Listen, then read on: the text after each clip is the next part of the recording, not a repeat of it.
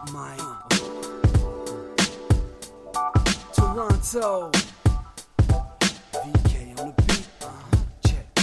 I'm in Toronto where you wanna get the city love. I'm from Toronto where you wanna get the city love. I'm in Toronto like we wanna get the city love. My city love me back for my city love. Welcome to episode 1688 of Toronto Mic'd. Proudly brought to you by Great Lakes Brewery, a fiercely independent craft brewery who believes in supporting communities, good times, and brewing amazing beer. Order online for free local home delivery in the GTA. Palma Pasta. Enjoy the taste of fresh, homemade Italian pasta and entrees from Palma Pasta in Mississauga and Oakville. Yes, we are open. An award-winning podcast from Moneris, hosted by FOTM Al Grego. Toronto Maple Leafs Baseball. It's May 7th. In 4 days, on Sunday, May 11th, we're collecting at Christie Pitts to witness history. It's the home opener of the Toronto Maple Leafs baseball team. Join me there.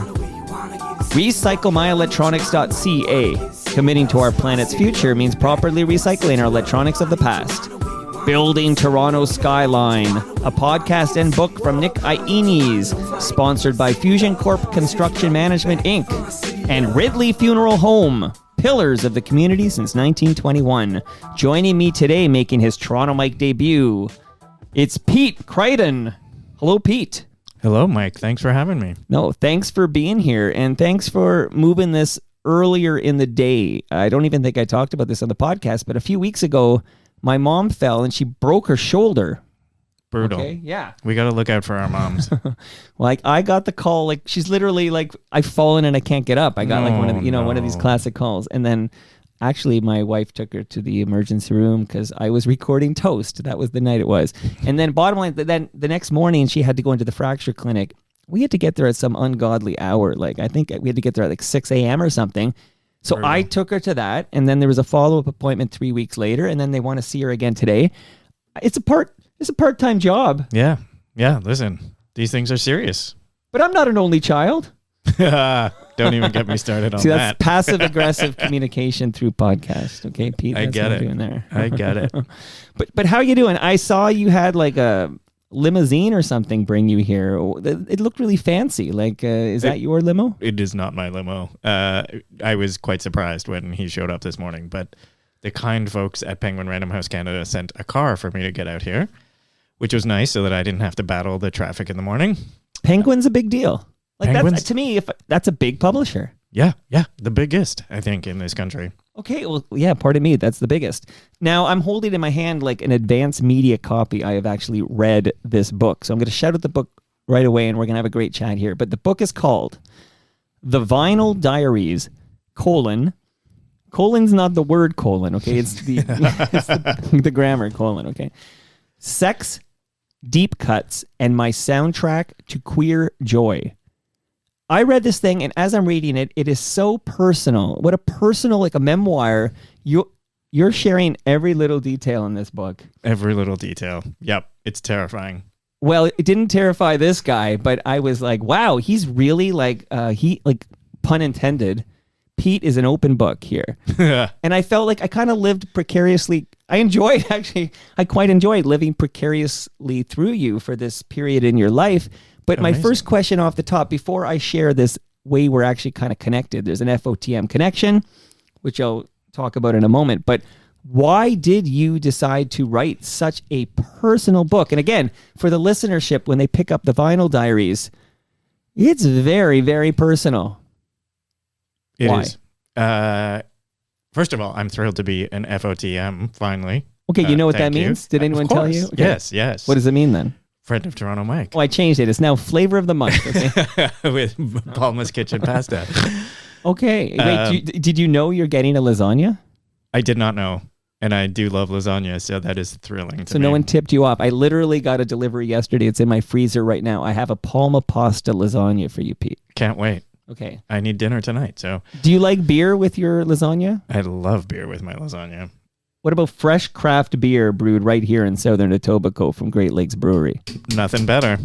Nothing better. That's going to pair with your lasagna, okay? Okay, great. More gifts later, but why did you write the Vinyl Diaries? Why did I write the Vinyl Diaries? I think, I spent, as the title suggests, I'm a queer man, and I grew up in the 80s and 90s when HIV/AIDS was decimating our community, and it scared the crap out of me. And so I hid for a very long time, and I had a very difficult time sort of accepting my true identity. And after hiding it for 45 plus years, I just decided to finally be as transparent and as truthful as I possibly could be in writing this book. Okay, I have questions here. Okay, Sure. firstly, when you were growing up, Mm-hmm. some of these are going to be silly questions from this boring straight guy who's just naturally interested, but I did read the book, and I'm curious, like, when in your life do you know I'm a gay man? Or I'm gay? Goodness. Pretty much right away. For me anyway, it was a obvious thing. Even before I really understood sex or sexuality, there was a sense of like, oh, I'm different than everybody else in my class. Okay, did you watch Curb Your Enthusiasm? Parts. Okay, do you remember the kid who wanted the sewing machine? And then and Larry David said he was gay. And then the mom was like fighting it because there's no sexuality. This is just a kid. Like there's no sexual preference at all. And Larry said he's pre-gay. Oh, that's an interesting idea. Yeah. Yeah. So even before you might be, attracted to men, you were pre-gay. Yeah, I definitely wanted, like, my friend Stephanie had the Farrah Fawcett Charlie's Angels doll, and like I wanted that doll so badly. But I knew even to say that out loud would mark me as someone else. Different. Yeah, and that was trouble. Because you needed to, be societal norms. You're a boy, you play with trucks. For sure. You like hockey.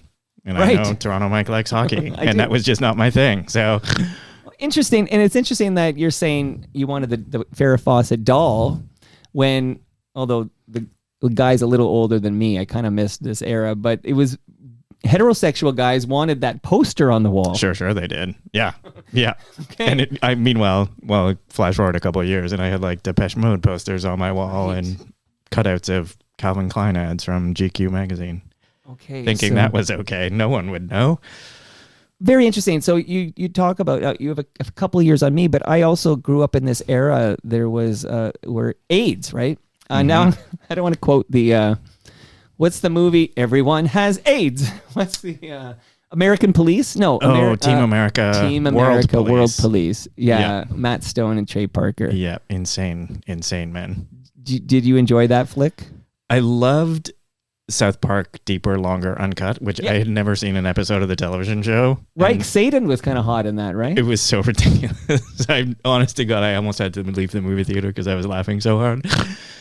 I felt Team America was not as worthy, but it had its moments for sure. And it did have that great sex scene, though. The epic puppet sex for sure was pretty funny to watch.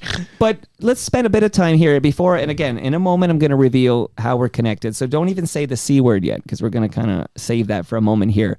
But what is it like to be a gay man? You kind of touched on it, and it sort of sounds like it caused you to repress some of this somewhat for 45 years, you said.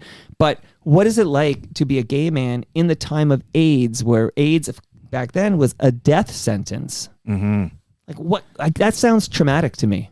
It was. There was absolutely nothing, no other word for it. I was 16 when Rock Hudson died of AIDS, which was sort of like the major landmark of public awareness of the disease.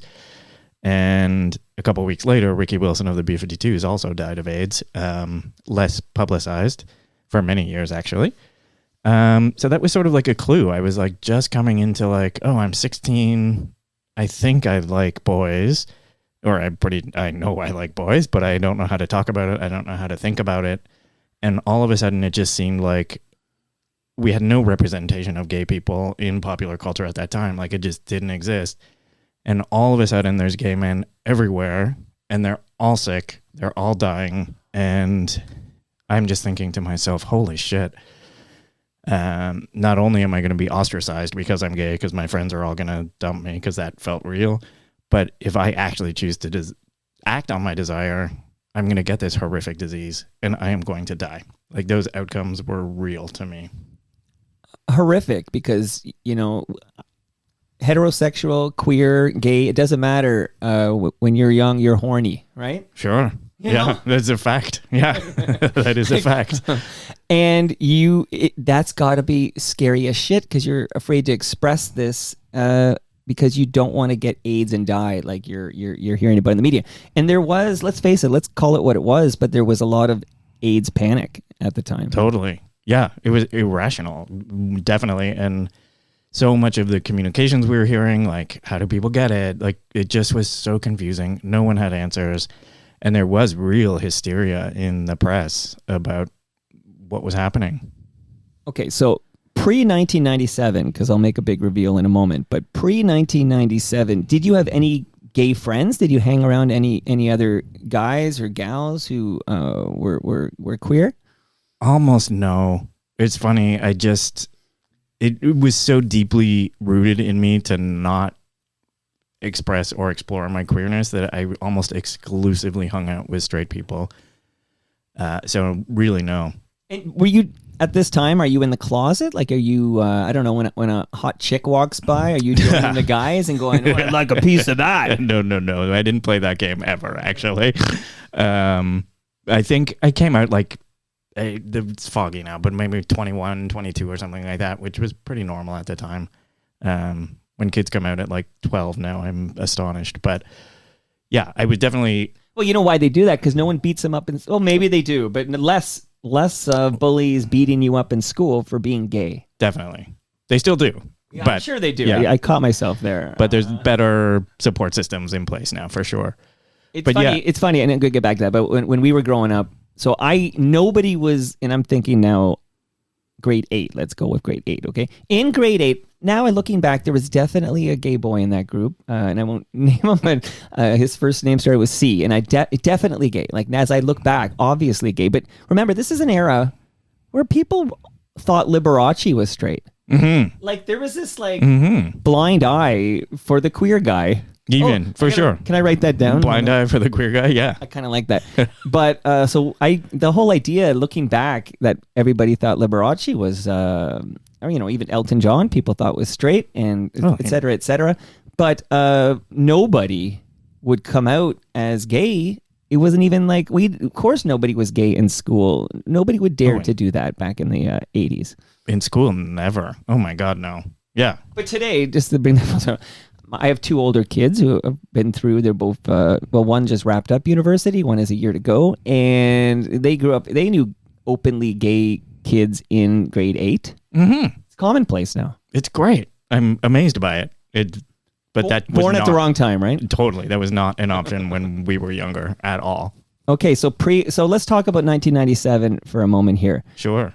And let me thank the person who introduced me to you. So the person who introduced me to you, Pete, and then you were surprised I had a copy of your book. Mm-hmm. Because the person who introduced me to you does not yet have a copy. When does the Vinyl Diaries, Sex, Deep Cuts, and My Soundtrack to Queer Joy, which is a lot of music, a lot of sex, and a lot of details about your life, which I thoroughly enjoyed living precariously through. But when exactly can the public buy this? The public can buy it on May 13th. Can you pre-order or something? Absolutely. Okay. Anywhere. All the good places have pre-order links. And the Penguin Random House Canada page has an awesome shop local button. If you want to support your local indie bookstore, they can bring it in for you. How do you get hooked up with the biggest publisher or whatever? A lot of people come down in this basement and they wrote a book, and it's a great book, but it's either like pseudo self-published or it's through one of the very small publishers where there's some deal, but whatever. But how do you end up? Is this your first book? This is the very first thing I've ever written. So, okay. Yeah, it is. So this is going to be an interesting chat, everybody. But how the heck do you end up getting your first book published by Penguin? Penguin Random House. I guess they merged or something. Yeah, there's a bunch of different labels under the big banner. But I won the lottery, honestly. It just... it was through a friend that I had known a really long time, and... through a just exchange on Instagram, actually. She works at Penguin, and was looking to make a connection with a different friend of mine. And I said, well, listen, I'll put in a good word for you, but you got to publish my book first, which is a baller move, which is not who I am. You got some swagger. I don't. But in that moment, I found it. I don't know how. Okay. Well, to quote Stars, who I read quite a bit about, I love Stars. They've been on. Well, the two main have been on. But when you have nothing left to lose, you set yourself on fire. Yeah. And the flame. That's what that move is. Yeah. And Torque has a lovely quote in the finished book, actually. He did a little blurb for me. Okay, Torque Campbell, FOTM Torque. And also that line I just quoted from Your Ex-Lover is Dead is Torque's dad. Oh, is that right? Who was a great Canadian actor. I did not know that. See, I'm learning. This is great. That's straight from the horse's mouth. Torque told me that. So, okay. Okay, so yeah, so you had a ballsy move where you said, publish my book first. And she said, like, oh, can I read this thing first? Yeah, she said, send me a proposal, which immediately I Google, what's a publishing proposal? And amazing. Yeah, and just, again, through pure chance, I mean, it got me in the room and the work spoke for itself. And, it's a long story, but the end of it is they said yes. This is episode 1688, and I've had so many, long form, interesting conversations with so many interesting people, including the person we're going to drop in a minute you meet in 1997. I have a book in me. I have a Toronto mic'd book in me. Sure you do. It's going to be a long book, but if Penguin wants to reach out, we'll talk. I don't know what the deal is there, but okay, I don't want to steal any of your thunder because that's amazing that you... first at bat, you hit a homer here. That's amazing. I'm very, very lucky, and I don't take that for granted. Okay, so now before we talk about this book, which really focuses on, I guess you're like 45 to like 51 or so. Is that what did you say? Yeah. Yep. See, I'm proving I read the thing. Yeah, you did. 1997. You took an improv class. Yep. Was that with Second City? Sure was. On Lombard Street, where they had the old fire hall. Yeah. They're now at York and somewhere funny, yeah. One York or something like that. Because my wife works at RBC and it's like right across the street there. Shout out to Bingo Bob who just took the improv class at Second City. Okay, so again, before I name the person you meet in 1997, who is an FOTM, let me shout out the person who introduced us and is looking forward to reading your book. Maybe she's got it on pre-order. I don't know, but shout out to Leslie Taylor. Yay, Leslie Taylor. We love Leslie Taylor. Okay, so now I will tell the people that in 1997, you meet Carolyn Taylor. Correct. Yeah. The Carolyn Taylor. Yeah, of Baroness von Sketcho, I Have Nothing. Yeah. A whole bunch of fun things. It shows up in a lot of things. I haven't seen it yet, but I heard from Leslie that she's in like the new Black Mirror season. She shows up. Yep, the first episode on and I think my kid will be, like my youngest will be watching some piece of... No offense to Carolyn, but some piece of crap thing on Netflix with witches and stuff. And it's like, oh, there's Carolyn Taylor. Like, she just shows up in things. Yeah, yeah. Okay, so you meet Carolyn Taylor and you become fast friends? We become fast friends, absolutely. There was just an immediate draw for me. I mean, I think many people are drawn to Carolyn because she's just such a dynamic and fun person to be with. And I guess she saw something in me similar. And yeah, within, I think, a couple months of us even meeting, we were both living in the same building on College Street. I need to talk about that building, actually. I need to talk about the building for a moment. First, when you meet Carolyn Taylor, is it correct that she is in the closet? Yeah, that is true. Your book suggests that you're meeting her. Yeah. You say it in the book. Yeah. And she is presenting herself as a heterosexual woman. I guess so, yeah. It's in your book, buddy. It is in my book. Did the lawyers go through this? They Has did. Carolyn read this? Right? It's in the Carolyn book. has read it. I know, I guess that's a fun fact. It is a fun fact, yes. Because you meet your first queer friend. Yeah. But who's technically not queer yet. Who technically hasn't come out as queer to you. It's almost like you had gaydar or something. Yeah. Yeah, I think we both kind of locked eyes on each other and we're like, okay. Is that a thing? Like, can you meet a guy and just have a very straight, that's a pun intended there too, but just, like have a chat about politics or something and know if they're gay or not? Pretty concretely, yes. Okay, let me test you. Am I gay? No. Because I have I have some weird listeners because there's whatever, and there's a stalker weird listener who tells me encoded in my episodes I am a closeted gay man. Interesting. And one of the pieces of evidence he presents, and then I don't entertain this guy. I don't like these weird listeners. I like the good FOTMs who come out to these TMLX events, who are great benefit people that make my life richer and better. That's what I like. But this person said one of the clues is that I married a woman of Asian descent. Oh boy. And this is an encoded, closeted gay man thing. Is that true?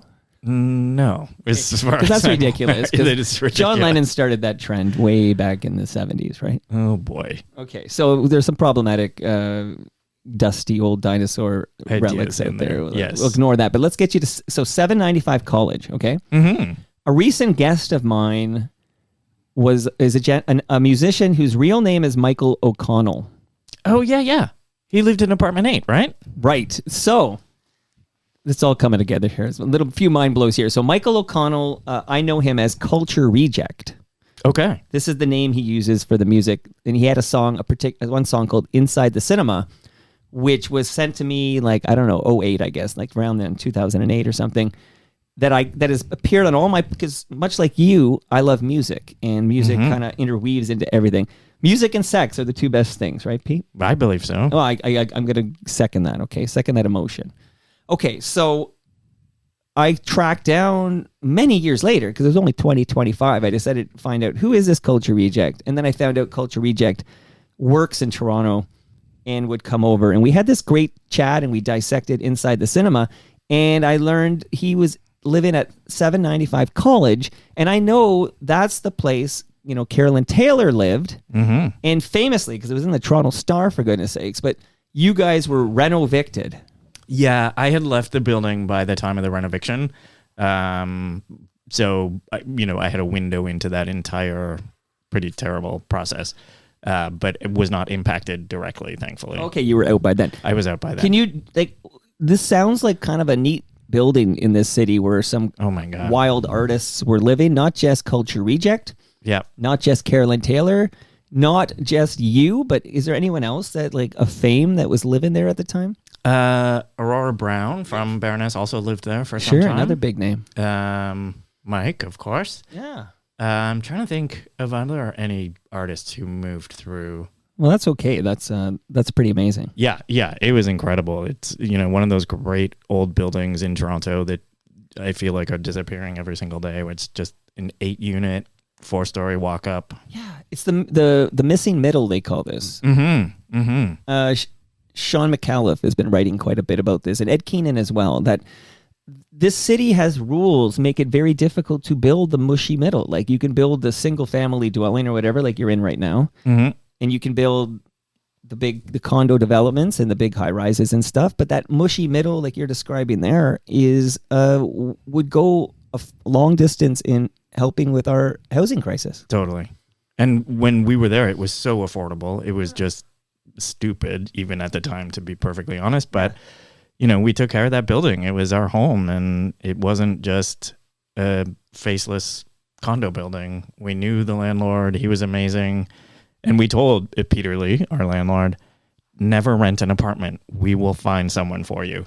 So that was sort of the thing we had going for like 10 years, was just like, oh my God, apartment 5's moving out. Let's find someone. Right. So we just filled this building with friends and other people we knew in the community.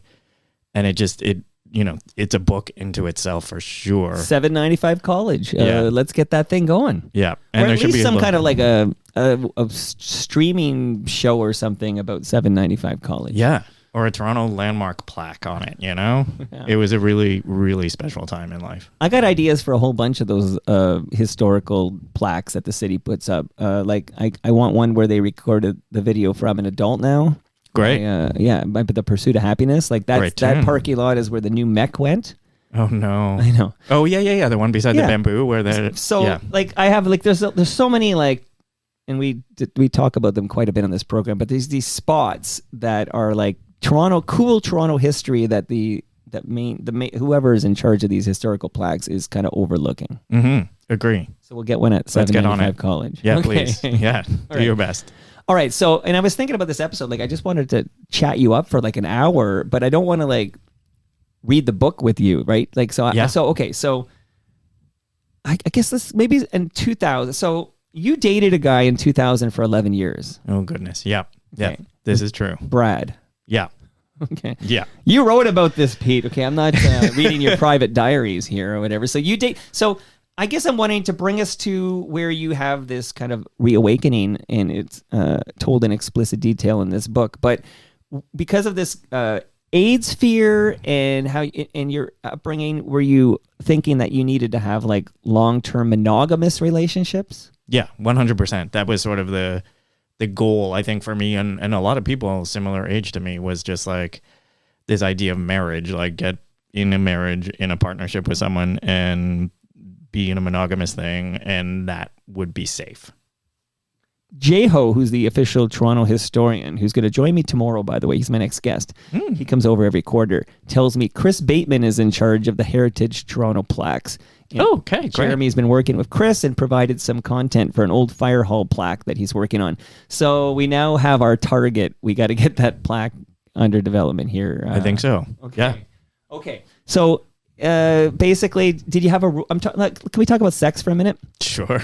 It's a lot of the book. Let's talk about sex, baby. Let's talk about you and me. You want me to keep going? No. Yeah. Yeah. So let's talk about like, and again, I'm going to speak of heterosexual terms. That's all I really know. But the intercourse, like, was there did you have a rule of like so blowjobs and hand jobs and things like this would be okay, but to actually have intercourse, am I using the right terminology even? I don't want to, okay. Yeah, to have so. intercourse with a guy. Yeah.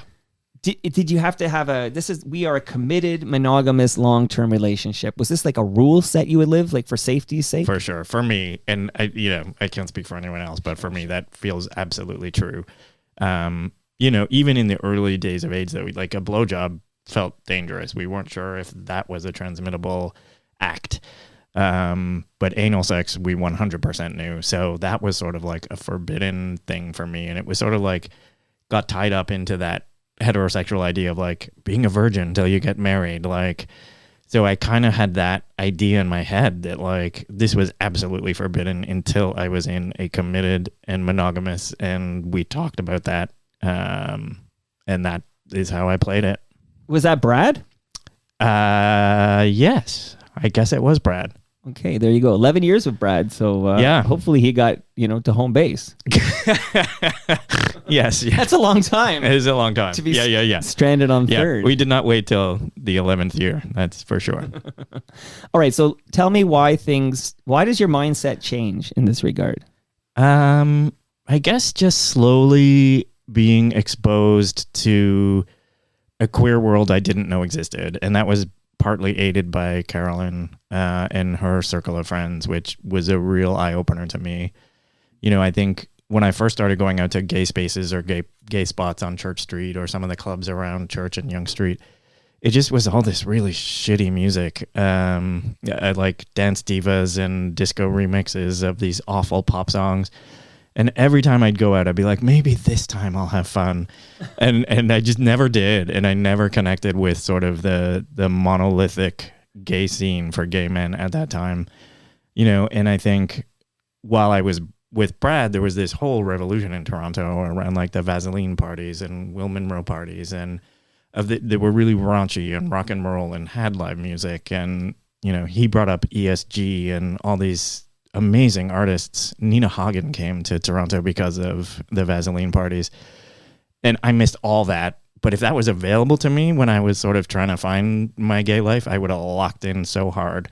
But I was busy playing Married House with my 11-year relationship. But then this influence of Carolyn and her friends. By the way, reading your book makes me just jealous. I'm not better friends of Carolyn because she seems to throw a lot of parties. Right? Yeah, she does. Yeah. It's her. We've mellowed a little bit in our age. But, no, but then and then another party, and then she, this birthday, she had whatever. This time she reined it in for like her 20 closest friends. Like it's just all these Carolyn Taylor parties. Yeah, they're pretty fun. I mean, Leslie can. No wonder you were had a lot friends of with her. Yeah.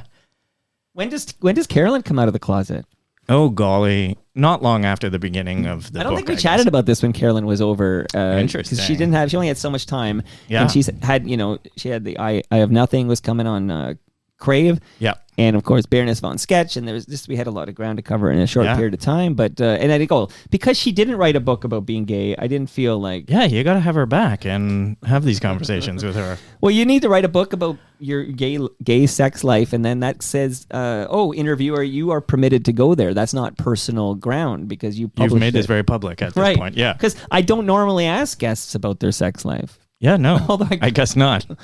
Maybe you should. Well, with Randy Drusen, who was over yesterday, I was fascinated, because it turns out she's a lot older than I thought she was. I thought she was like 2 years older than me, and it turns out she's several years older than me. But we had a great chat. But she's a single woman who's had many, many relationships, looking for love, but she's with somebody, but they're 2-hour commute away, so it's very complicated whether this will stick or not. But I was naturally curious about her life as a woman in her 50s, single. Like, it's just that's a world I don't know. And I asked her a lot of questions, but I wasn't asking her like, when do you start having intercourse? Like, I didn't get into the nitty gritty here because she hasn't yet written her book, her memoir, The Vinyl Diaries. Okay, yeah. So careless influence. You just decide now to like at around 45 years of age, you decide you're going to stop fearing AIDS and live the life you want to live as a proud gay man. Yeah, I mean, it wasn't that easy, but in a nutshell, yeah, that's kind of the idea. I think the idea of me being in this monogamous relationship, playing house, mostly hanging out with straight people, sort of worked for me for a while, and then I just realized I was really not looking at my own self, and really not exploring a part of me that really needed to be paid attention to. When you're writing this book, mm-hmm. Any details you think, that's just too personal, or did you just put it all in there? You read it, man. I well, because I'm now, you know what I'm thinking of now. I'm reading it, and I bike through Trinity Bellwoods Park all the time. Okay, mm-hmm. This is I'm closer to High Park and I do stuff there, but Trinity Bellwoods Park is the cool park. Okay. Especially, it just is. It? Okay. It's the cool park. I think that's where the cool kids are hanging out. And then I'm reading about you and Dave. Mm-hmm. Okay, in Trinity mm-hmm. Bellwoods Park, and I'm like, okay, that definitely is cooler park than High Park, but don't you be so sure. But that's like when you start this period of your life. Mm-hmm. And I don't even want to find out where you're at now, because I have a moment I've saved for the last segment to talk about where you're at now. That's just to give you a heads up. But you just start living life, and it's all in this book. Yeah. It is all in this book. No one was more surprised than me to discover at 45 that I had some kind of sexual currency, or that people found me attractive at all. Because that was a story I had never seen before. You didn't think you were good looking? Well, no. No one does. Or not, people do, definitely. Cam Gordon thinks he's good looking. Yeah, I bet. Shut him out. Yeah. I bet. He deserves that. But I think in, popular culture, we sort of, this idea that people turn 40 and they're like, sexual agency is over. Like, and I just believed that. So I was shocked when people wanted to hang out with me and have sex with me. Like, absolutely shocked. And you had to make up for lost time. I definitely made up for lost time. Yeah, there's no doubt about that. Tell me about the apps, okay? Like Grindr, for example. Mm-hmm. When did you dive into that world? That was pretty early in the journey of trying to discover some sexual activity. And it fueled definitely most of the connections. Grindr, and there's an app called Scruff, which is has a different demographic, slightly older, slightly more polite. And I was shocked at how easy it was. But which surprised me even more was how deep some of these connections were very quickly, sometimes even the same night we met. I think once you open yourself up and have sexual congress, is that the word? I think so. Yeah, sure. With someone, it's sort of like it levels you and allows you to talk about other stuff in your life, because you've already opened up in this really intimate way. And then if you're lucky, you have a beer with the person, and it just, so many times it opened up this incredible dialogue and incredible connection with another person. It was quite beautiful, really. And during this period in your life, you're loving it. Loving it. Yeah. What's not to love? What's not to love? So the book, there's a lot of sex in the book. We talk about your, almost like your sexual awakening, and but there's a lot of music in this book. Mm-hmm. So on our way to talk a bit about the music, there's a vinyl copy here of Road Apples. Mm-hmm. the Tragically Hip. And of course, the Tragically Hip have the Bat House. Mm-hmm. Please tell me how you ended up at the Bat House and how long you were there, what you were doing there. I know this brings back Carolyn Taylor. She's throughout this book, by the way. I should count the Carolyn references. But please, I want the Bat House story. And I also have a song loaded up. Okay, great. The Bat House was crazy. We ended up there in 2019, or I ended up there in 2019, because Carolyn Taylor was hosting an album residency for 18 days at the illustrious Bath House in Bath, Ontario. 18 days. 18 days. I don't know how she landed on that number, but that was the magic number. And she had invited a number of different artists to come and participate in making this music record. So people who don't know, Carolyn is also a musician. She's a multifaceted artist, and she has an album coming out later this year. And so there were many, many different musicians invited, and I am not a musician, but she invited me to be sort of a writer in residence, and I was blown away by the invitation. And of course, there's no chance in hell I'm passing that invitation up. Yeah. So what is it like? Do you live on the premises? Like, where do you sleep? Yeah. Yeah. So for 18 days, you're just there. Yeah, 18 days. I can't remember how many beds are there, but she had this like hand-drawn map of who's coming when and who's rooming where. But for most of it, I was in a bedroom with 2 beds with my friend Serena, and we'd sort of like tuck in at night and be like, "Good night, Serena. Good night, Pete. What a great day we had making music." It was incredible. It was like queer camp for witches. I have a 96-second song here. Before I play it, set us up. What are we going to hear here? Oh my God. Okay. You're going to do it. This might be the first. I'm going to do it all right, Pete. Come on. This might be the first airing of some of the Untitled Carolyn Taylor Project album that will be coming out later this year. And this is a truncated version of a 16-minute track where What is this, Indigada Vita? Basically. We didn't know what we were doing. I was invited to read a story in the studio, and a group of musicians would improvise, and that's all we knew. So there was no planning this. There was no like thinking about what the chord progressions would be, what the beat would sound like. It was just sort of like, okay, everybody, let's just go. So what you're about to hear is 100% improvised off the floor. And it's me reading a story about going to my very first concert, which was Adamant in 1983 at Massey Hall, and introducing said artist to a beautiful young boy, man named Dustin, who was 23 years old at the time. And so we just jammed, and this is what came out. Okay, let's listen. 96 seconds.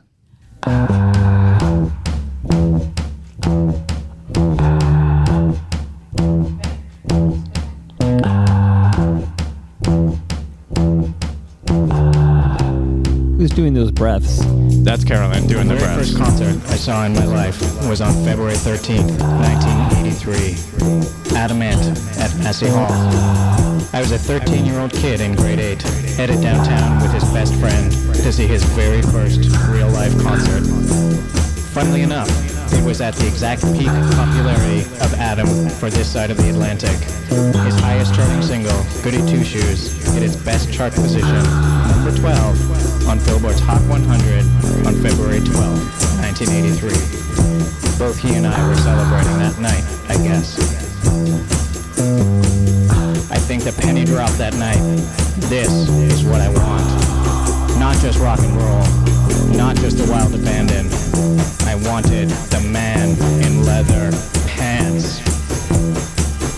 And the drums, the call and response, the drums, the drums, the drums.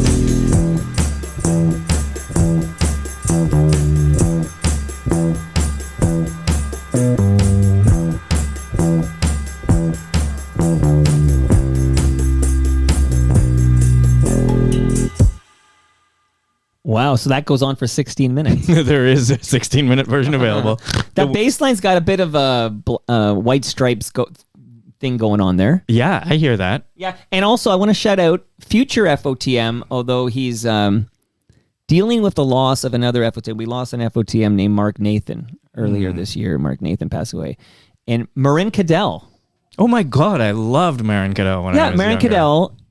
Marin, tomato, but that's got a vibe like that, right? Marin Cadell would be talking about the sweater or whatever, and then there'd be this music underneath, and this could be in that vein. I think so. Yeah, I loved that record, and I'm thrilled that Marin is coming to the show. Yeah, this is thanks to Mark Nathan, but then Mark Nathan passed away. But Marin is Marin or Marin? I butcher names like it's my job to butcher names. But say it again. Well, Marin Cadell, but maybe I'm pronouncing it wrong. Yeah, only because I was married to a Terran, and but Marin. And I'm pulling information out of my brain. Okay, it's like Marin Cadell, but Marin Cadell, and the sweater song was everywhere. And that includes much music and stuff. And this is a good segue to music. So, so this new Carolyn Taylor album, is that the only track you're going to appear on?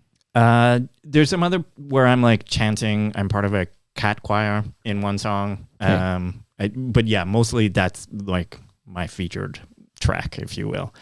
But there's 4 sides of vinyl record. 33 songs, I think, is the final run. It was a very productive 18 days. I was going to say, what is this? Change of Heart Smile? Like, how many tracks are you going to jam on there? But, okay, but again, you're artists, right? And the whole idea that this is not like typically, like when the hip record, right? Mm-hmm. They work it out, they got it down, and then they're going to record their parts or whatever. But this is, like when you guys arrive for this 18 days, is it fair to say nothing's written? Correct. So it's all written during this retreat of sorts, like this artistic musical retreat or whatever, and then recorded. That's very interesting. I feel like when this does come out, that's when Carolyn returns. Absolutely. Yeah, okay. You 100% have to have her back. By any chance, was Mae Martin on this trip? Mae was not on the trip or the album. I think they were probably just too busy being Mae Martin. Okay, but you got to know Mae through Carolyn. I did. Yeah. Because Mae's a going concern. Mae is very much a going concern. Yeah, absolutely. They've gone from being this weird kid who would show up to all Carolyn's comedy gigs at Second City to being this international comedic superstar. And the aforementioned I Have Nothing, which is you were witness to the birth of this, right? This is a routine that before it became a Crave series. You were witness to the birth of this this bit about figure skating. Yeah, for sure. I had a front row seat to all of that. And I remember her doing the bit at a comedy show the very first time and thinking, holy shit, this is beyond a comedy bit. This is going to be something really big. And so it was just fun to watch it grow and grow and snowball and then become this amazing show available. Mae Martin's in that. Mae is on that. And Mae and Carolyn are musical collaborators in that show and in life. So it's a bit of an odd thing that Mae wasn't there, but... And you know who else is in the I Have Nothing? Leslie Taylor. Leslie Taylor, of course. I know. Let me give you homework. There's a Father's Day 2024, which is almost exactly a year ago. We did a special Father's Day episode where I had Dave Van Horn, who was the voice of the Montreal Expos. Mm-hmm. He joined us remotely from Florida, and Carolyn was here. Not Carolyn, sorry. Not Carolyn. Although I feel Carolyn should have been there because Carolyn's siblings were on this program. So Carolyn's brother, Chris, joined us remotely from, I guess, Montreal. And Leslie was here in the basement because she lives in Toronto. And we talked about Russ Taylor, and this is a Father's Day special that I'm going to urge you to listen to. Great. I think you would thoroughly enjoy it. About his sportscasting career. The Expo stuff. Yeah, because Dave Van Horn worked closely with him. So, and I think you'd be interested as a friend of Carolyn instead of a friend of Dorothy. Well, both those things I am. Yes, you are a friend of Dorothy and you're a friend of Carolyn. So that's just homework for you. Okay. I have more music I want to talk to, and then I know exactly how I want to close. I'm learning a lot from you, but I learned a lot more in this book here. But I want to give you, courtesy of Ridley Funeral Home, I want to give you a measuring tape. I love that. I always need one. And now you got one. And now I got one. Finally. And it fits in my pocket. It's all coming together. This is great. It is all coming together. You got to ride in a limo or whatever the heck that was. Whatever that thing was. You didn't have to pay for that, right? That's right. I know. I felt like a rock star. Why don't we go on a joyride? Sure. After we're done taping. Great. And we'll record. We can take your mom to her appointment. You know what? Thank you. That because I'm a St. Joe's guy. Like I break lots of bones and stuff, and I have a clotting disorder. I have all these things. well, not too many things. I don't want to sound like I'm sickly or whatever, but I have some things, broken bones, and I have this blood clotting thing. And it's always at St. Joe's, and I can always bike to Parkdale, and it's great. But my mom's broken shoulder, it's all happening at the Mississauga Hospital at here, Ontario, and I'm going to get this right. What is that, Dixie? Where is it? Anyway, bottom line is Trillium or whatever they call it. But it's like I feel like I'm in a whole different country. Like I'm like, this is different. This is like a modern hospital. St. Joe's, it's like, Just stepping into the 60s. This is 100 years ago. Yeah. Did you know, so we're going to say thank you to Ridley Funeral Home. Indeed. But before paramedics and EMS was commonplace, I guess that started becoming a thing in the 70s or whatever. Before this period, it was the funeral directors that would drive like their hearse things to, if you had a car accident, for example, and you were on the side, you were injured or sick or dying or whatever from this car accident, it would be the funeral director that would pick you up and bring you to a hospital. Did you know this? Really? Yeah. So pre paramedics and EMS and that kind of thing we have now, and the ambulances we take for granted now, the funeral director would do that. That's fascinating. It's fascinating because it's such a conflict of interest. Like, yeah, it's in the. I'm going to drive really slow to the hospital. They'd make like $20 or whatever for that, getting them to the hospital, whatever. But if that person were to, die or not make it, they theoretically could sell the family on doing the funeral services with them, and that would make them much more money. Fascinating. Okay, so shout out to Ridley Funeral Home. This speaker, Pete. A speaker? It's a wireless speaker. It's from Moneris. Okay. With that speaker, you will subscribe and listen to season 8 of Yes, We Are Open. Okay. So this is Al Grego, who this time he went to Regina, Saskatchewan, but he collects these inspiring stories from small business owners, and then he shares them with us, and it's very well produced, very well done. Al Grego's a great FOTM. We'll see Al Grego at TMLX 19 on June 26th at Great Lakes Brewery from 6 to 9 p.m. I chatted with him today. He's confirmed to attend TMLX 19. You, Pete, you're invited to this as well. Great. Palma Pasta feeds you. You get your first beer on the house, and we hang out at Great Lakes Brewery June 26th. But Al went to Regina and visited Gloria Walsh, manager of Creative Kids, a charitable organization dedicated to removing financial barriers for Saskatchewan children aged 4 to 19 to participate in arts and culture. Isn't that wonderful? That's great. That story is in season 8 of Yes, We Are Open. Okay. Can't wait.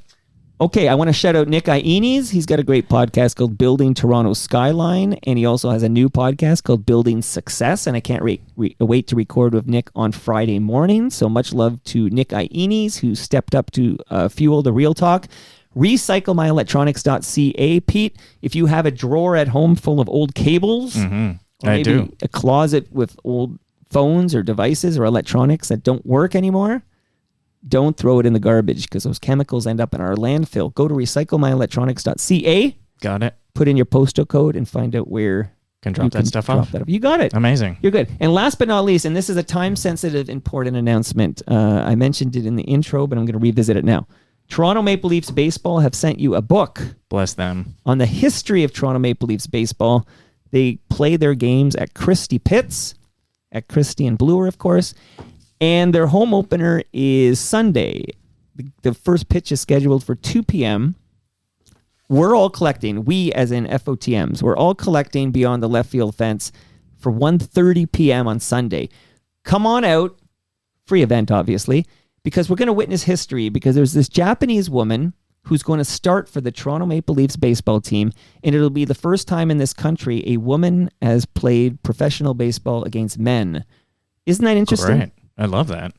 TMLX 18 is what I call this. It's happening Sunday at 1:30. Be there. And I'm serious. Be there. Okay. Okay. So back to music. I'm going to ask you about Dolly Parton. Oh, please. Yeah, sure. And the Tennessee Mountain Homos. Yes. Classic band. I read that name. Okay. Please tell me about your obsession with Dolly Parton and this choir called the Tennessee Mountain Homos. Great. Yeah, of course. I mean, who isn't obsessed with Dolly Parton, first of all? Like, she's just a gem of a human being and a shining light in this world. And reading about her, she has written over like 5,000 songs, like just a stupid, astounding amount of songs.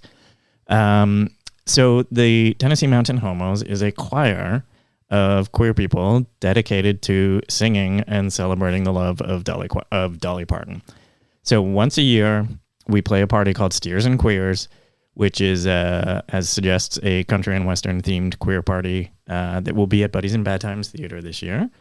And yeah, we get the band together, rehearse some songs, and sing 2 or 3 Dolly Parton. And we're all wearing white robes. We all have wigs. And we kind of camp it up and celebrate the great Dolly Parton. Okay, since you are such a fan, and that sounds like a great time, what you're describing there, is it true? I'm asking you like you're Dolly, because Dolly apparently... It's going to be difficult to get her in the basement, and I don't like to do these remotes, okay? Listen, but dream big, dream big. I am dreaming big. I actually am dreaming big. I dreamt one day that Chuck D would be in the basement, because I love Public Enemy. Yeah. And that did not happen. But but I was able to bring my studio to the CNE Grandstand and have a in-person chat with him, recorded chat with him there. So I feel like that's the next best thing, an in-person. So I will now picture maybe Dolly lets me set up backstage at, I don't know, Massey Hall or something, and then I can chat with her there. Okay, so is it true that Jolene, one of her most famous songs, and I Will Always Love You, one of her most famous songs, in fact, could I argue that those are her 2 biggest mainstream songs? I mean, 9 to 5. So, but those 3 then. Yeah, okay. But if I'm not talking country hits. Yeah. Like for crossover appeal, would it be fair to say those are the 3 biggest Dolly Parton jams? Those 3. I believe so, yes. Is it true that Jolene and I Will Always Love You were written in the same day, or am I conflating stories? Have you ever heard this? I think I've heard that story. I mean, imagine it's insane to believe that that's true. I mean, you're basically setting up a foundation for rich people for the rest of eternity with those 2 songs. So that's a really productive day if that is in fact true. But okay, I'm going to ask the people on the live stream, and I'm going to ask somebody there to fact check this. I have read this in the past, and I just wondered if you knew that to be true. I've heard it a few times, but because, Jeremy Hopkins says Dolly Parton is a force of nature. We agree. But now joining the live stream, I see it's Leslie, and she said the book launch was fantastic. So when was the book launch? Well, thank you for asking, Leslie Taylor. The book launch was just 2 days ago on Monday night, a week before publication. And we did have Carolyn and her band Mints play, and we did a version of that Adamant track live, which was terrifying for me because I'm not a singer or performer. But you're not really singing. No, I'm sort of orating, but you're doing what you're doing now. You're finding your groove in the music and finding breaks, and it's kind of it's a performance-based thing. And we did that in a version of a story called Rise Up, which is obviously about the Toronto Parachute Club song. Yeah, absolutely. She's been on the show. Lorraine Segado's been on the show? Great. And I learned a fun fact that her sister was married to Gene Velitas from the Jesse and Gene show. Well, we learn. We live, we learn. And then I realized that Gene Velitas was also, I don't know if he was married, I think he was dating the first woman VJ in Much Music history. Her name is Catherine McClenahan. So pre-Erica M, she was the first VJ. People kind of write her out of history, but I don't. I don't print the legend here, Pete. But then the fun fact is just on Monday, so what is it now, Wednesday? On Monday, Snow was here, sitting where you are. Yeah. And his manager who drove him here is a guy named Paul Farberman. Paul Farberman was dating Catherine McClenahan for a period of time in the 80s. In fact, Catherine McClenahan, when I chatted with her, told me she was at the recording of Tears Are Not Enough.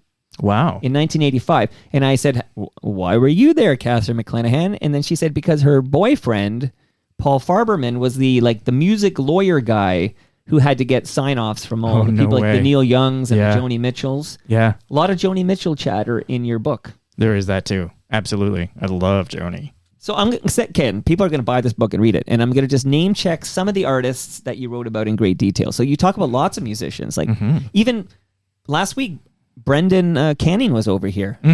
And you talk a lot about like Broken Social Scene. Yeah, there's a great BSS story in there. So I don't know what like where the line is in sharing too much for a book promotion or whatever. But Broken Social Scene, Stars, which we already alluded to and we talked about earlier. But I'm just gonna name check some non-Canadian. Yeah, go for it. David Bowie. Yeah, of course. I mean, Bowie's a lodestar for us all. Madonna. Yeah, that's a bit of a hot take because as a gay man, I don't love Madonna. So I know I'm gonna hear about that story. Bjork? Yeah. Amazing artist. Love Bjork. And I have a real soft spot for that story because the man in that story is real special to me. Kate Bush? Kate is like otherworldly to me. I love her. Love her. So there's several Kate Bush stories, including one of the dirtiest stories in the book is his background. That's a high bar. Yeah, honestly, at some points I'm reading this book and I'm like, oh, am I reading like softcore porn here? No, this is the Pete book. Okay. It's very explicit. Yeah. Yeah. But it's so honest and raw. You share so much of yourself in this book. I honestly felt like, I've lived precariously through Pete. Great. I have now lived a life as a gay man. Great. So maybe I am. maybe maybe that guy was right. He's going to have a lot to say about this. Maybe episode. That guy was right. Yeah. But here's an unsung hero, and I want to just shout this person out because we see Catherine O'Hara all the time. We sure Here's do. a fun fact. So Schitt's Creek. Did you watch Schitt's Creek? I did. Did you enjoy Schitt's Creek? Love and hated. Loved Catherine O'Hara. Thought it was a little too cute in all up, but it was a fun watch. I really enjoyed it. I took 2 runs at that program and couldn't get through the first season. Yeah, fair. So I feel like, what's wrong with me? Because it's so lauded. Yeah. Listen, it's not for everybody.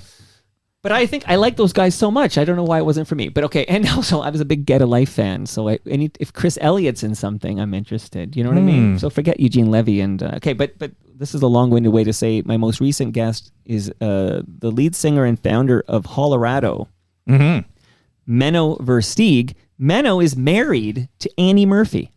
His wife is Dan Levy, was it? Alexis Levy. was her name. Alexis. Okay, there you go. Yeah. So I think that's a wild fact. But I want to ask you about Mary Margaret O'Hara. Mm-hmm. Like, say some words because we talk. This family's large. I've had chats with a Michael O'Hara who's called me up to ask me questions about podcasting. Like, I think there's 10. I don't know how many O'Haras there are. There's like 100, I think. There's 100, but yeah. Some of the most famous being Catherine O'Hara, who's showing up in The Last of Us. Yeah.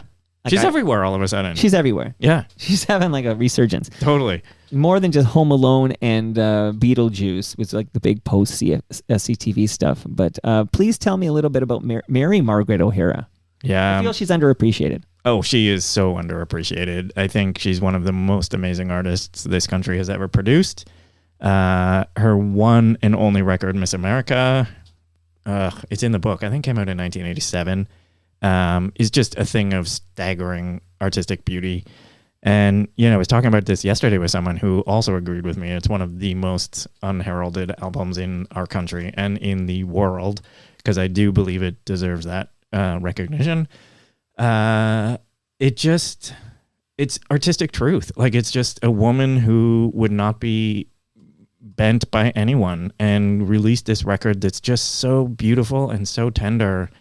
I write about it far more articulately than I am saying it right now in the book. No, but unsung, it just basically is underappreciated, and you don't hear a lot about Mary Margaret O'Hara. No, and I think that should change. Like, if that's one thing. I know a podcast that'll do a deep dive. Okay, great. Invite me, please.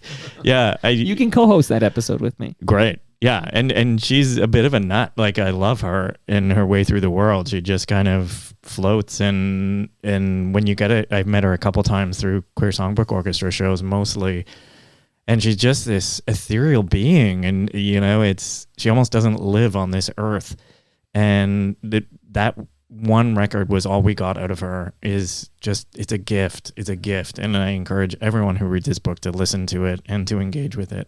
So you mentioned the QSO. Yeah. What is that? The Queer Songbook Orchestra, which is a band mostly out of Toronto, but they do shows all over the country. And it's a 14-piece orchestra of queer people celebrating songs and stories of the queer community. They're incredible. Amazing. Yeah. And a few of them performed at my book launch, which was like such a gift to me. And I'm getting even a little verklempt thinking about it because it was a real gift. We encourage the tears on this program. You're not the first. You're not even the first one this month. Okay, don't you worry. And shout out to Elvis, I have to mop up the tears when he visits sometimes. Okay. So don't worry. I don't think any mop is required here. Okay, but now, yeah, I know how I want to close, but just on the penultimate conversation here, I remember the day vividly that Aretha Franklin passed away because that was the day Molly Johnson visited to be on Toronto Mic'd. Oh, wow. And I asked her off the top about, because Aretha was a hero of hers. Sure. And I asked her off the top. Of course, I asked her about Aretha Franklin and her influence on Molly's career. And I didn't know I was breaking the news to Molly, and it was quite a moment, and then it went south from there. You need to listen to Molly Johnson on Toronto Mic'd. But can you share with me what the death of Aretha Franklin meant to you? Yeah, I mean, holy moly, what a staggering talent. I mean, that's someone who, unlike Mary Margaret O'Hara, does not need much more praise or laudatory comments from me. But, I think she's probably the greatest singer who's ever been recorded. There's probably other singers greater than her that have lived in other times before recording devices existed. But I just think there's a gut truth to the way she sings a song that it just transcends all genre. It transcends everything. Like, I don't think there's a single person who could listen to some of Aretha's greatest stuff from her Atlantic years and think, well, that's not very good. It's just staggeringly good work. And to me, she was just one of those artists I connected with at a really early age. I think I was like 15 or 16 and bought Aretha's Gold, thanks to my friend Michelle. And just instantly, it was just this balm for me and my sore, tender heart. Great loss, absolutely. What a legend Aretha was. Mm-hmm.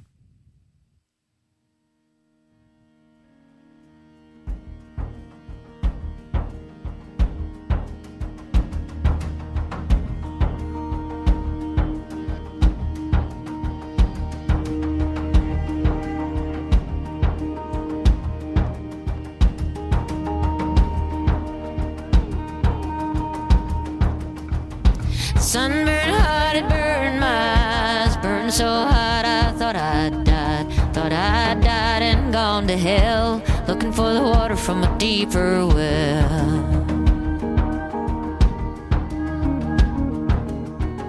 I went to the river, but the river was dry. I fell to my knees and I looked to the sky. Looked to the sky and the spring rain fell. I saw the water from a deeper well.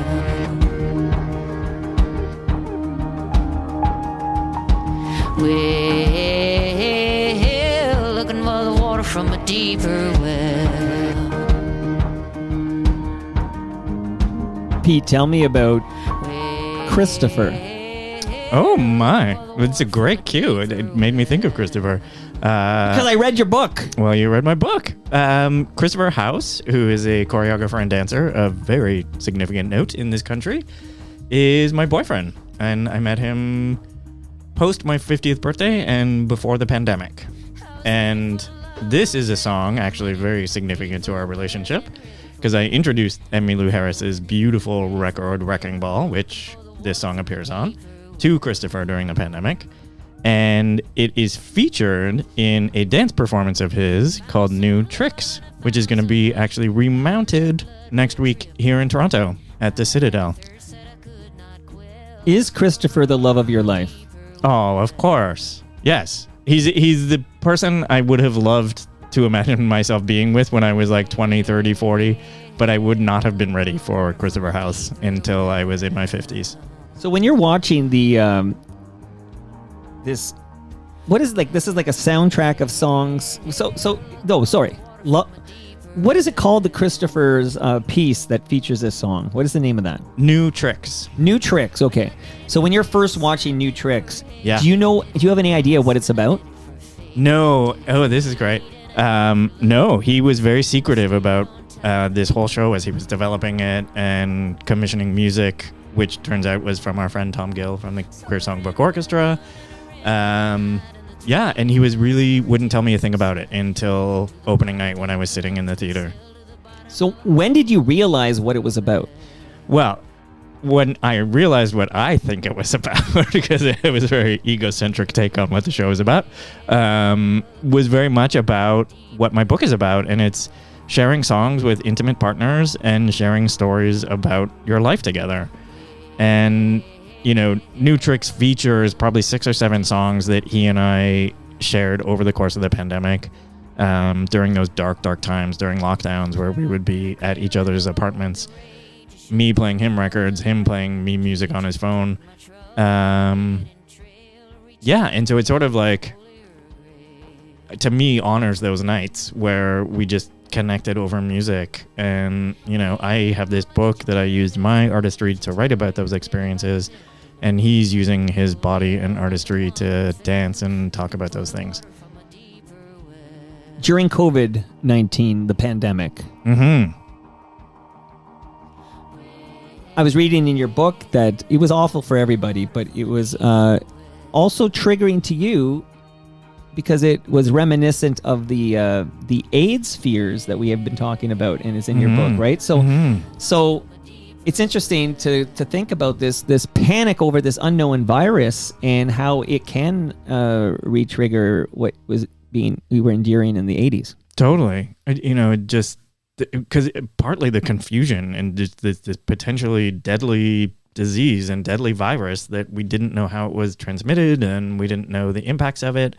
And it sort of, for me, made that idea of meeting people again scary, and definitely made meeting people for sex really scary, because that's, you know, there's an intimacy and sharing of stuff that just, again, horrify me. And talking about testing positive and case counts and all that kind of stuff. No, I totally see it, like in maps. Yeah. I think that was a very interesting detail to read in your book. And your book, again, which you can pre-order now, The Vinyl Diaries, Sex, Deep Cuts, and My Soundtrack to Queer Joy. I enjoyed the book thoroughly, and I'm glad you wrote it, and I'm glad you're sharing your story with us today. Pete, thanks for doing this, buddy. Thank you so much, Mike. This has been a pleasure. And that brings us to the end of our 1,688th show. I think that's a good number, 1688. That Great sounds number. Mm-hmm. good to me. Okay. Go to TorontoMike.com for all your Toronto Mike needs. I'm very active on Blue Sky at TorontoMike.com there. Where, if somebody wanted to just like follow the ongoing adventures of Pete Crighton, like where would you send them? Probably Instagram's the best place, which is PETCRI, the first three letters of my first and last name. Okay, I'll tag you on there when I share the... We're going to take a photo by Toronto Tree. Great. I have an arborist who's going to check on the health of Toronto Tree and discuss like what's going on with Toronto Tree health-wise, what kind of tree is it, and why are urban trees so vital and important with multiple benefits. That is a future episode of Toronto Mike. So all the Toronto Tree heads will finally learn more about Toronto Tree. You're going to get your photo with me by Toronto Tree. Great. Can't wait. Mere minutes. And don't leave without your palma pasta lasagna. I will not. That's dinner tonight. Woo! Much love to all who made this possible. That's Great Lakes Brewery. That's Leslie Taylor. Yeah. That's Great Lakes Brewery. That's Palma Pasta. That's Moneris. That's Toronto Maple Leafs baseball. Everybody, 1:30 Sunday. Join me. I got some plans, tricks up my sleeve. We'll take in some Toronto Maple Leafs baseball. Hopefully tonight we get a Toronto Maple Leafs win. Joseph Wall will be between the pipes. But you're not a Leaf fan, are you? You reference that off the top. Okay. Nope, sorry. You're not even jumping on this bandwagon. Not doing it. Well, you don't have to. RecycleMyElectronics.ca, Building Toronto Skyline, and Ridley Funeral Home. I'm literally recording a new episode of Life's Undertaking with Brad Jones. When are we going to do that? Like 4 o'clock, maybe 5 o'clock this afternoon. So don't you dare miss that. See you all tomorrow when my special guest is the lead singer and founder of Chilliwack, Bill Henderson. They're on their farewell tour. They've got their final concert coming up at Massey Hall. I don't think Adam Ant is on that bill, but... Dang. We'll see you then. Thanks for listening.